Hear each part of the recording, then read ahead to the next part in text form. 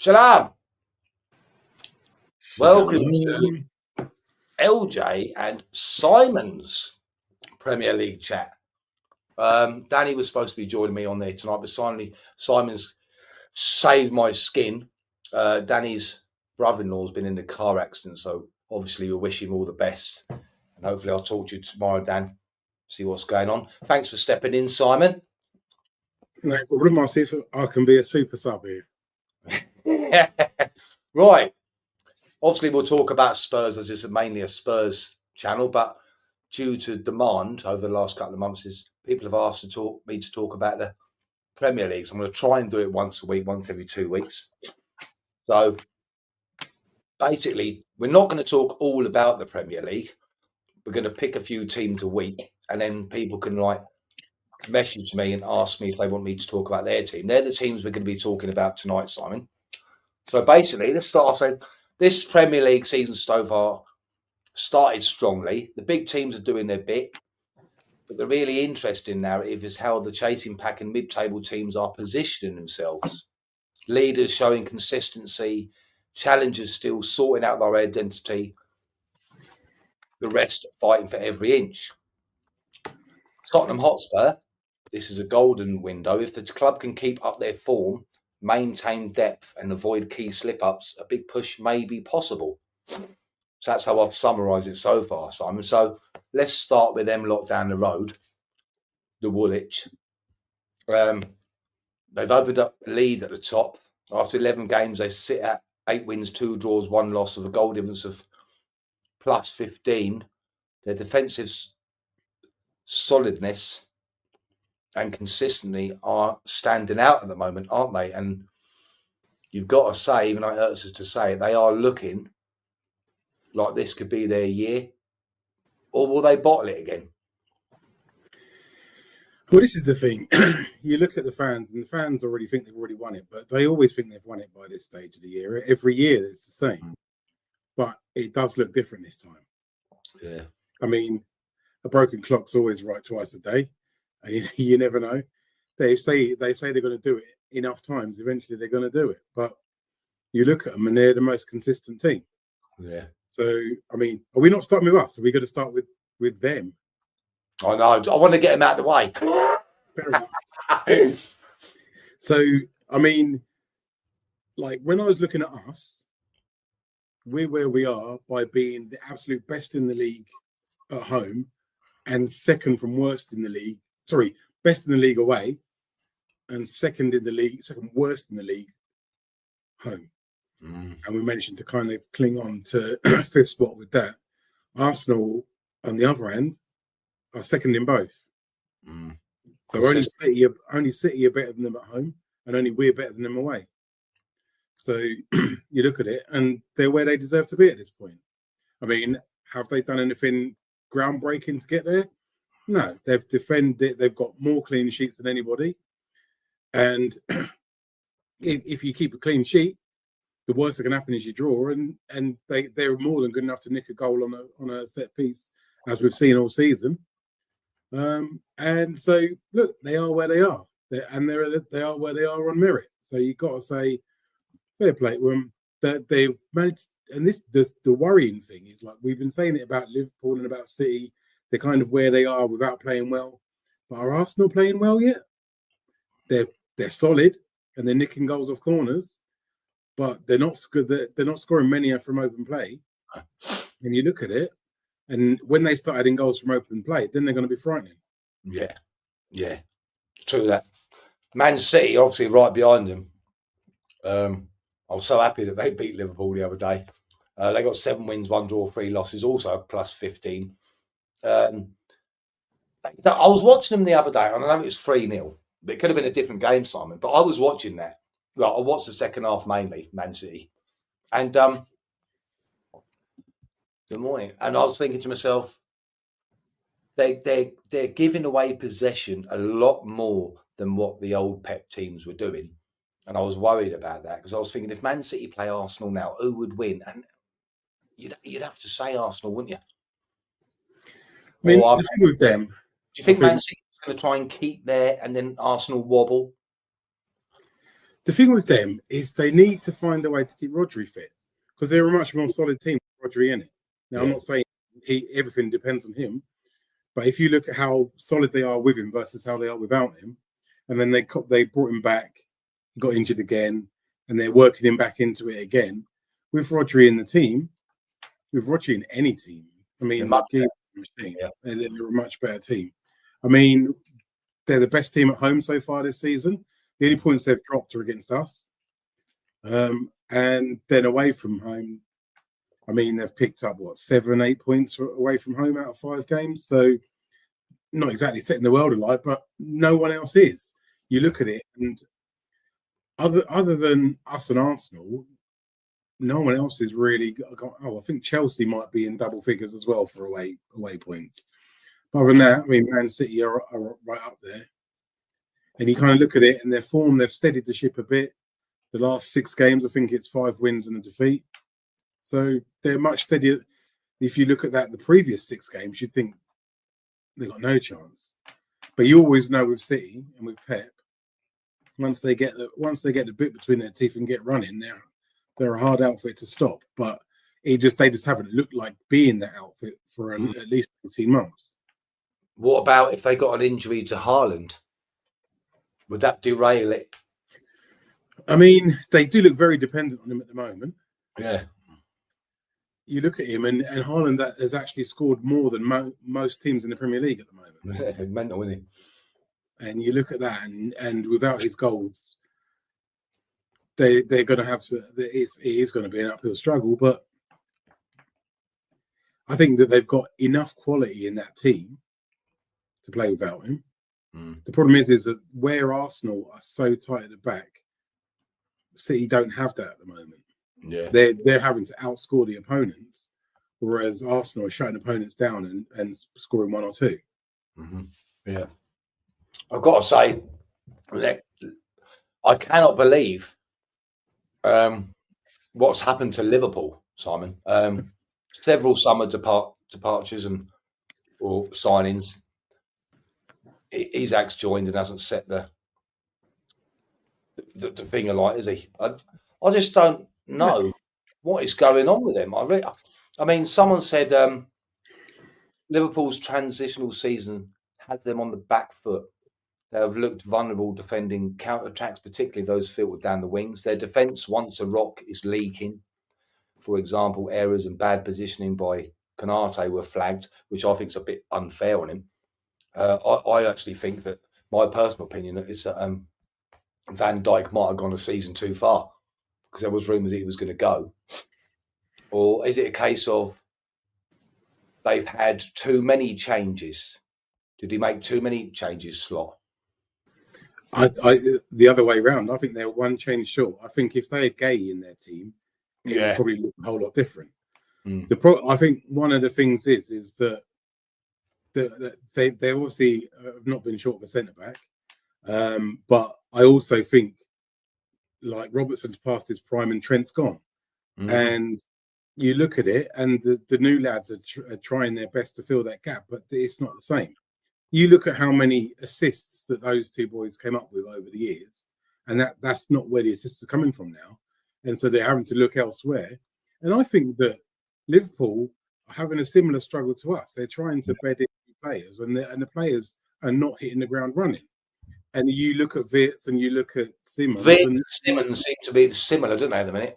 Yeah, they both seem to be having the exact same struggle. The games seem to be passing them by, and it's more physical and faster than I think either of them thought it was going to be. And it's going to take a while, but you know that Wirtz is a class footballer. He's just got to. I think he needs to bulk up. Because he just seems to get bullied off the ball, and I just think he's just been caught out by the pace and strength of the Premier League. But I'm sure it will come, just like I'm sure it will for Simmons as well. I think that both players are good enough to work out how to do this, and I'm sure that they will. And then you look at Isak, and you know what Isak's got. Do you think once he starts firing, they'll be okay? Well, the thing is like he spent this time on strike, and I don't agree with players doing that. I think you get on with it until you get your move. I think he spent his time on strike and he spent his time training away from the team until he got his move, and now he's trying to jump onto a moving train, and it's not working for him. And the team at Newcastle was built around him, and he's trying to integrate himself into a team that's already been built. Yeah. So it's a completely different setup, and he's gonna have to work on it. And the problem is that him arriving has actually made Ekitike worse. I thought Ekitike was a good signing, but he seemed to, like you said, it's weird. With a creating. I mean, I watched him the other day, and you know, this day and age, I think I was saying it the other day where. Okay, you're not going to say XG, are you? No, I'm not going to say XG now. I did the other day, I did. But what I'm saying is we're in this day and age where if you lose, you're shit. No good, you lost. I still don't pander to that. I watched Liverpool the other day against Man City, and I didn't think they was as bad as what everyone said they were. I mean, if the goal had been given, it would have been 1-1. I look at Liverpool because I was watching it with Harry, and Harry goes, "Oh, Liverpool shit now, aren't they, Dad?" And I said, "Well, when you watched it, they're not shit. They're just having a bad run. They're not shit. They're not. I don't think they are anyway." But again, as I said, everyone's like, "Oh, they lose 4-5, they are shit." It doesn't work like that. They're just not getting. They'll go on a run, won't they? The City game wasn't a 3-0. No, it weren't. No. I mean, they've come away and they've lost 3-0, but there's no way that they didn't deserve to lose 3-0. No. But all people look back on now is the score, and if you watch the match, there's no way they deserve to lose 3-0. City were, don't get me wrong, City were better than them on the day, but it weren't a 3-0. And I think Liverpool will come good. I think they'll come good too late. And this season is between City and Arsenal. Chelsea, I don't think. Too up and down. Yeah, the top four is still good. The top four is going to be Arsenal, City, Chelsea, Liverpool. That's what it's going to be at the end of the season. And the top two is going to be Arsenal, City, and the third and fourth are going to be Chelsea and Liverpool. What order are they going to fall in? I couldn't commit to anything. I want it to be City first, just so that I can have a quiet life, because they're a bunch of knobheads, and they're already being knobheads, and it's bloody the middle of November, and you just think, oh God, are they even worse than usual this year? These Arsenal fans. I'm sure that they are, and it makes me want them to lose even more. Not just because they're Arsenal, but because they're a bunch of dicks. Well, politically said, Simon. I'll get off the fence in a minute. We've got to give a bit of. I'll put this team in. I'll show the people who are watching quickly the teams what we're going to talk about tonight. And I had to mention Sunderland because as one of the promoted clubs, they've already shown signs of being more competitive than many of us would have thought. They're up at the top end of the table. They've made serious investment. A good signing, I think, even I hate to admit it, because he's another ex-Woolwich, was Xhaka. They appear respected as a tough opponent. One reviewer said about one match, despite going 1-0 down, Sunderland didn't roll over. There's a real belief building amongst the players. Key fixtures, especially away games and matches against other relegation candidates, how they perform in tight matches will be revealing. With the higher intensity league, keeping players fresh and avoiding dips will matter. They've done exceptional, haven't they? Can they keep it up? I don't think they can. I don't think they've got the squad, but I do think that if they can build a real fortress at the Stadium of Light, that provides a massive platform for them. It's not an easy place to go. If they can pick up a few away performances, fair play to them. I mean, you look at it, and what are they? Are they 20 points yet? They're 19, 20 points. They're halfway to staying up already. Yeah, they've done really well. All the way through the season, they're halfway to staying up. And I think, I can't remember, was it Sheffield United who had a start like this a couple of years back, and like getting into November and they were third. On 19 points after 11 games. And you look at it and you think, and you look at how they play, and you don't get a moment's peace from them. It's not going to be an easy game going up there. And they're doing the stuff that I keep telling my boy. I keep telling them hard work beats talent when talent doesn't work. And it's the same. If a talented team doesn't put the effort in, and an average team puts in 100% effort, half the time the 100% effort team's the team that's going to come out on top. Heads And I come think- up. Aye. But I'll go back to what you said. Can they keep this up? Mm. And that's the question, because they're playing at such an intense level at the moment. But fair play to them. They're where they deserve to be for how the work that they're putting in. Yeah. I'd like to see them stay up because I like seeing them. I know they'll get the up me saying little club, but they are in terms of Premier League. It'd be good to see them stay up. But what about their neighbours, Simon?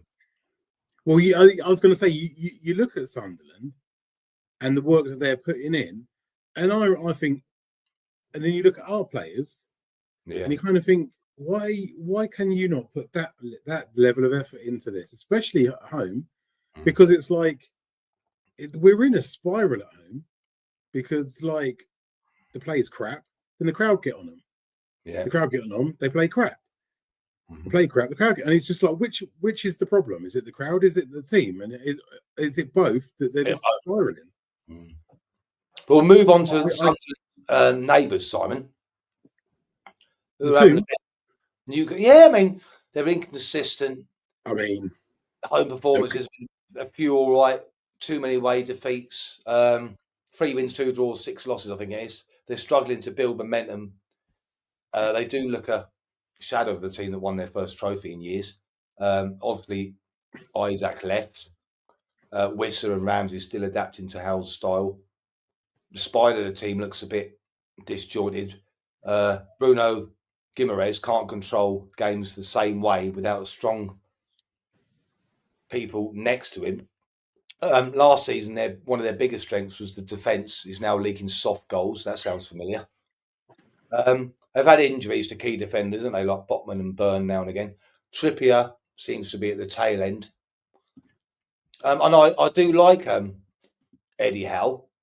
I mean, I touted for him to be probably a future England manager, but what's going on with him? Why are they suddenly at poor form? I don't know. I mean, when at the start of the season, I was thinking, these boys, if they lose Isaac, they're going to struggle. But yeah, was it Voltemada? Is that his name? Yeah. He's turned out to be a decent acquisition. Really, spent half the money on him, and he's banging him in. And it looks decent. But you look at their form, and it's shaky, and they remind me of us. In the form of, you look at their form, and it's like LW. Yeah. And it's just like they can't get anything going. And I think that away they're awful. Yeah. But I don't know I don't know how many points they've got, but I think it's probably 2 or 3 away. But they're like the opposite of us. We're absolutely pony at home. They're awful away. Well, their home is a tough place to go in, even when they're struggling, isn't it?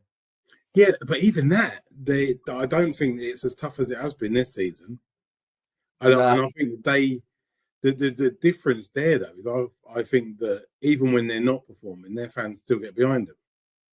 They do, yeah. A quick answer there. Leeds not doing too well, but we'll chat about them next time. But I think Leeds just want to stay up, don't they? Consolidate. We'll move on to the Spurs, though, Simon. I know you ain't got a lot of time. The best way I've summarised this one is, if Ange Postecoglou's Spurs were all gas, no brakes, Thomas Frank's would be measured aggression, less chaos, more balance, a tighter shape when out of possession, but they have lost some of their wild attacking moments, but gained defensive reliability. That's the best way that I could put it.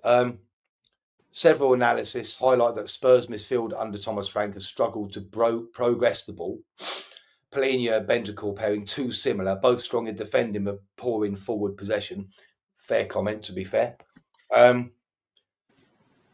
Total Football analysis flagged that despite improvements, the attacking structure can feel predictable with wide overloads but lacking varied penetration.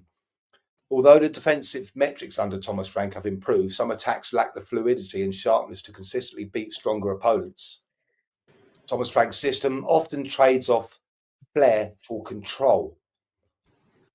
So overall, I'll put Spurs have become more defensively solid and tactically flexible under Thomas Frank. There is clarity in structure, but the appointment seems to align with the medium-term project rather than just a short-term fix. The midfield, as I said, the creativity is not good enough. The attack, final third chances, conversion. Actually, our chances to conversion rate is quite high, Simon, which quite surprised me.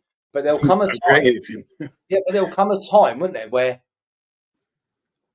they won't, unless we buy some proper forwards. And I think if Spurs, sorry to waffle on, but if Spurs, I think in the window do add quality up front, I think we'll be okay. But if we don't, we're in for a long season, I think. So, I mean, my question on the defensive record is how much of it is Thomas Frank and how much of it is just having Romero and Van de Ven fully fit and available? Because our defensive record last season was shocking, but it was shocking because we had a makeshift defence pretty much every week. We were asking Archie Gray to play in there. We was asking Ben to play in there. We was asking Dragusin to play a high line, and that was killing him. No matter what we were doing, it wasn't working. And you just think him having the stability of having Van de Ven and Romero always available, Porro's been available, Spence has been better. And you kind of think, well, we've got a back four that any team would have as their back four.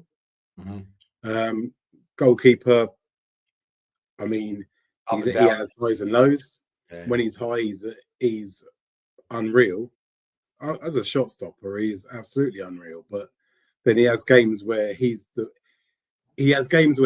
difference both ways. Yeah. He's caught mistake lapses at the back means we lose games, and then he keeps us in games as well. So it's odd. I think having Palhinha and Bentancur hasn't been fit for a year, like I would say a year and a half. So to have him available all the time alongside Palhinha in front of that back four makes us really hard to break down. Where we're struggling is who we've got available to play in that front three or four. Depending on whether you're talking about having a number 10 and two wide players on the striker, we haven't got a stable front four at the moment, and we're not making chances. And outside of Kudus, no one's really doing anything. No. So it's the North London derby then. I think we can both presume he will start with Bentancur or Palhinha. But who the hell does he put up front? I mean, Kudus is supposed to be back for that game, so I'm hoping it's Kudus and Odebear. Muani is out for 6 to 8 weeks, so it'll be Taylor. Is he fracture his jaw? Yeah, but it doesn't require serious surgery, which is what they was worried about. So it's going to be Taylor Richarlison, isn't it? And that doesn't fill me. Well, it won't fill Arsenal's defenders with fear, will it? No. Put it that way. No. I mean, Richarlison, I so wanted to work for the boy, but I find myself being so frustrated by him all the time. Yeah. And you desperately want it to work for the boy. And last game puts us in front when we probably didn't actually deserve to be in front, but in stoppage time. And I'm thinking, blimey, I think he's just won us the game. Only for a lapse of concentration at the corner to ruin that. But yeah, Tell hasn't got the confidence to play as an out-and-out striker at the moment. When he's up there up front, he just looks lost. Do you think, with hand not on your heart, on your head, that the best Spurs can hope for at the empty crates is a draw because of that forward line? Do you know one thing? I'm happier that we're playing away than at home at this point. Oh yeah, I am. But we've just got a terrible record. If we were at home, I'd say we're getting dicked. End of. Whereas I think we'll make a game of it, and we need Richie to put. If ever we've needed Richie to pull a blinder out of the hat, this is the time. Do you think he'll start with Richarlison ahead of Tell? Yeah. He seems to like Tell, don't he? Yeah, I think this game is going to be too much for Tell to play up top. Yeah. It's going to be. It's tough. I've seen flashes of Odegaard. When we signed him, I was pleased that we'd signed him, Yeah. And he hasn't really shown anything of what I'd seen of him before at Burnley. And there's just kind of flashes of it. I mean, in that second half against United, he showed more in that second half. Better every game, I think. Yeah. Than he's done in most full games. So fair play to the boy. He's going in the right direction. And you look at him, and when he goes off and plays for France, him and Tel, when they go and play for the France under 21s, they're ridiculous, the pair of them. But then they're playing under 21s. So they go from small fish in big pond, big fish in small pond, and away they go. That comment there, I'd love to see that, to be honest with you. But I've been saying that for the last couple of games. I think. But you see, Radu got 45 minutes in a behind closed door game the other day. Who did? Radu. Did he? Yeah. So he can't be far off. I would like to see that for defenders with win backs. I would like to see it, but I mean, to be honest, Kevin deserves more time than he's getting. But who do you take out to put Kevin in? I'd probably take, if I was going to take one of the two out, I'd probably be Romero, to be honest. But he can't take him out because he's made him captain. Yeah. So to summarise Tottenham's Premier League, is it a case of, if I asked you to predict where we'll finish, would it have to be a two-answer scenario? Because I'd say, well, if they get a good striker in the window, they'll end such and such. If they don't sign quality up front in the window, it will be lower. I look at what's going on, and I think 6. Well, regardless of what the window does. Yeah. Yeah. I think the top 4 is going to be the top 4. Mm. So once you've taken them out of the equation, you kind of think Sunderland aren't going to be there at the back end.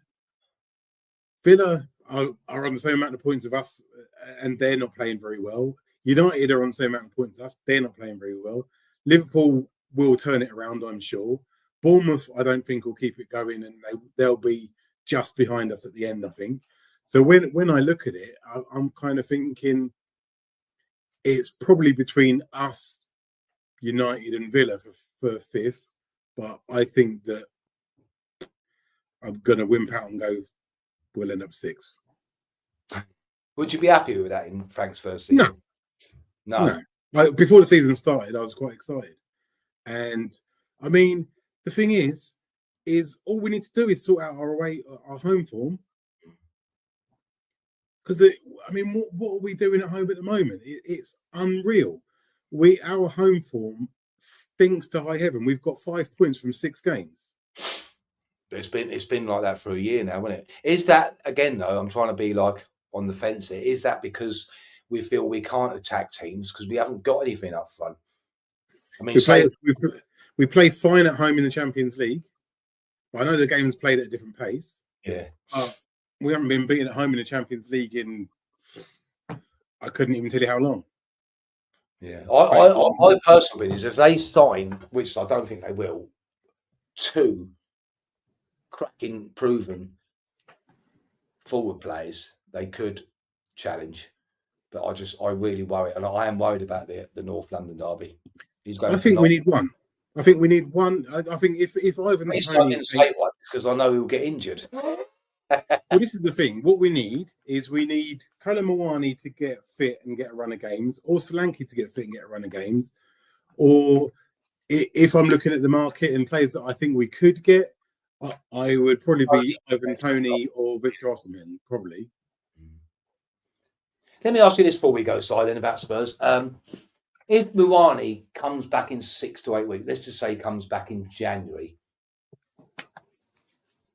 is 4 or 5 months enough time to try and extend or try and do a deal to keep him for the following season?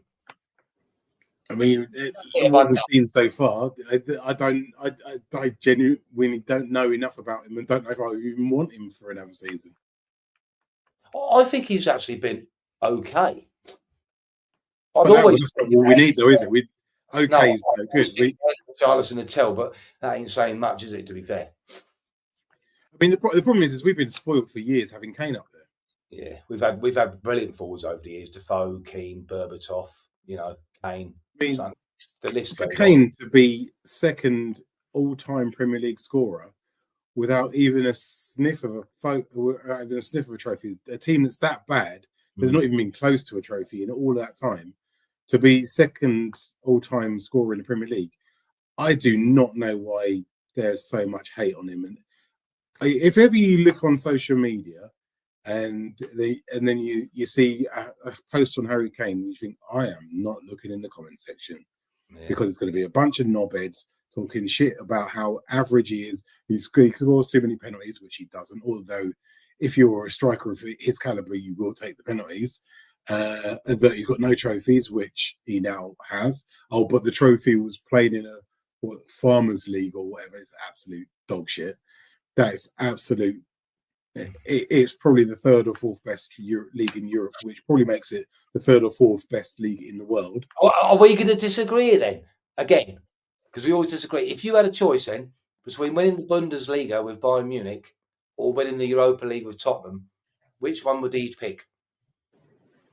I would have thought that he'd have picked the Europa League with us, but I do, yeah. But it's a shame, because you'd love to see him win a trophy at Tottenham. Yeah, and look, and there's talk of him going to Barcelona next as well. Yeah, so, I know. I mean, if I was him, and the options were come back to the Premier League and try and be the top Premier League top scorer, or go to Barcelona, I would say see you later, Premier League. I'm off to Barcelona. Sorry. I'm still clinging on that he'll come back. I am, yeah. Cheers for coming. Exactly that. That's what I'm saying. I'm saying that there's no people who call the Bundesliga a Farmers League they don't know ball. I've never said it's. I don't think I've ever said it's a Farmers League. I do think every league out there though is it's not as hard as the Premier League. You can tell by all these great players that are coming over from there now. It's to struggle, but I think Harry Kane's just score goals wherever he is. To be honest, yeah. Do you know what I mean? But yeah. So get your comments in, everyone, and who we'll chat about next week. And thanks again, Simon, for coming on.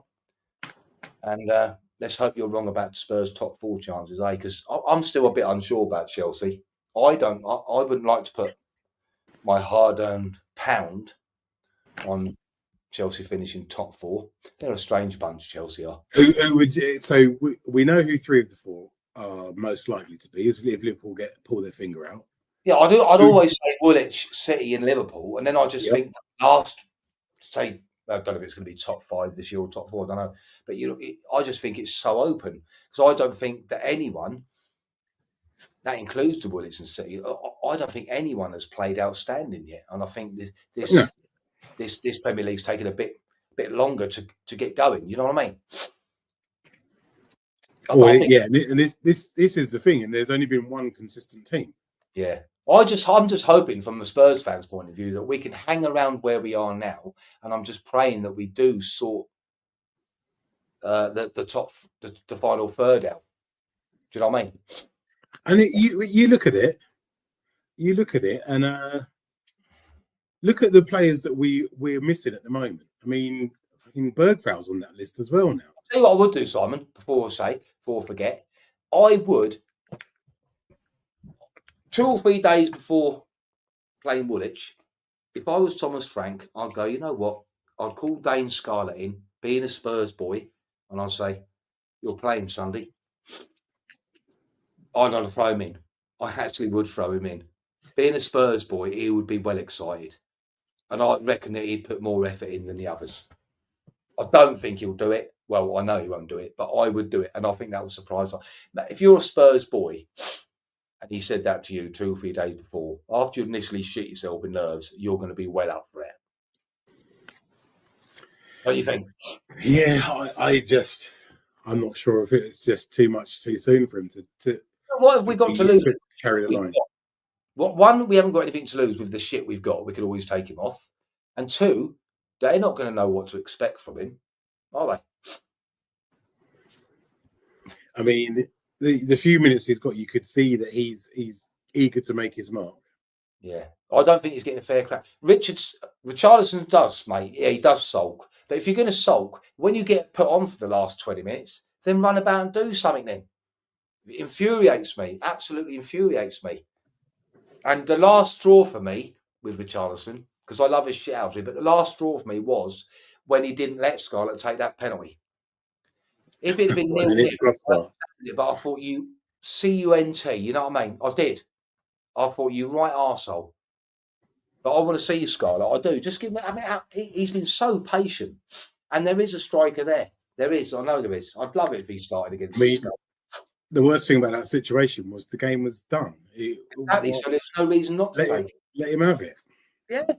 Richarlison put himself under pressure by taking it and just made a knob of himself.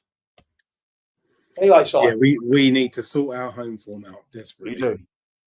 I might speak to you before on here, but thanks again for coming in and saving the show. Yes, mate. Let's see who anyone else wants us to talk about next week. We'll always chat about Spurs, but obviously we'll do different teams. We've got the Woolwich out of the way. If I don't see you before then, we will be on there for the post-match analysis of the North London derby. I bet none of you will be available then. I'll have to do it on Sony, won't I? Because we're away, I'm still confident we can give them a game. They haven't done anything special themselves this season so far. So all we have to do is get at them. And don't concede from a set piece and beat them 1-0. Set piece. That much is almost guaranteed. Yeah. But yeah, we'll see what happens. All right, then, my friend. Thank you and shalom to everyone. And we'll see you again very soon. Up Spurs. Adios.